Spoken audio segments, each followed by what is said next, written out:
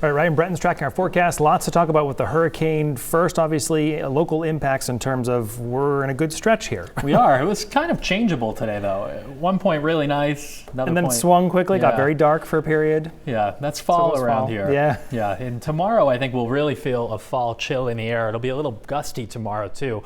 There are some showers on the radar this evening, most numerous in central and eastern Maine. Most of southern Maine is dry right now, but you can see a couple of showers up around Rumford, over to Skowhegan, a few more headed toward Belfast, and actually some of the heaviest showers right now over Washington County. There were actually a couple of lightning strikes a short time ago just to the south of Calais. Temperatures pretty big spread right now, in the 40s in the mountains and up north, 50s to near 60 farther south, and tomorrow will actually be a little bit cooler than we were out there today. I think the wind will start kicking up tomorrow. It was a little breezy at times today, but it should be a bit stronger into the day tomorrow. So we'll go hour by hour. There may be a stray shower in eastern Maine through this evening. Most of the night will be dry. Can't rule out a spotty shower, and we should clear out by tomorrow morning. So there may be some 30s again, especially in some of the valleys with some frost in spots. Sunniest part of the day tomorrow will likely be the morning. Some clouds start filling in through the midday and afternoon, and it is a cool day tomorrow. Look at the mountains,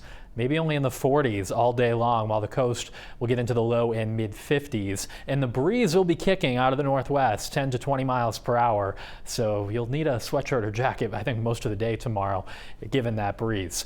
Friday actually looks like a nice day. We start out mostly sunny, and it should remain mostly sunny in central and southern Maine on Friday, maybe some passing clouds to the north. And the temperatures do rebound on Friday. We're back up to around 60 degrees in most spots on Friday. Now let's get you caught up to speed on Milton. It is weakening. However, it doesn't really change the forecast for what Florida will see. What is important to follow right now is where the center of the storm is going.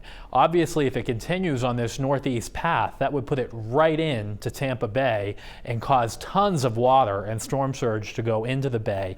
However, if it does end up taking more of a right turn, that puts the very worst of the storm surge into Sarasota, Venice, down to Port Charlotte, while for a little while the water may actually drain out of Tampa Bay. Either way, looking at big impacts with this storm as it moves across the Florida Peninsula tonight.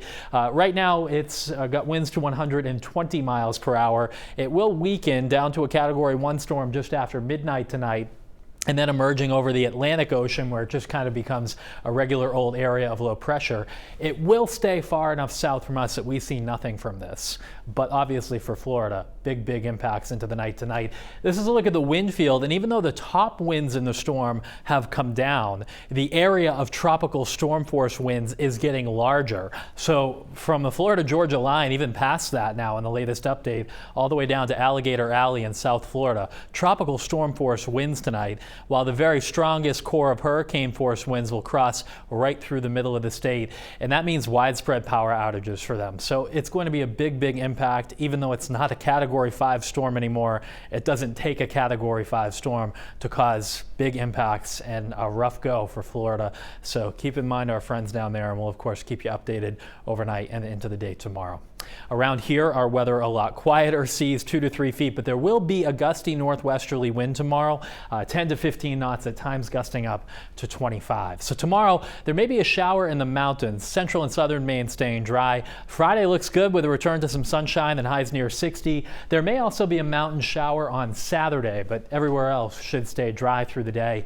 A higher chance for some rain in southern Maine Sunday night into early Monday, and that comes with a cool down too into early next week. High temperatures likely only around 50 for Tuesday and Wednesday. Hard to fall next week. Definitely. Yeah. And remarkable that all of Florida, almost all of Florida, is going to feel this. Yeah, and a big power outage impact. Big issues there. All right, we'll keep tracking it. Ryan, thanks.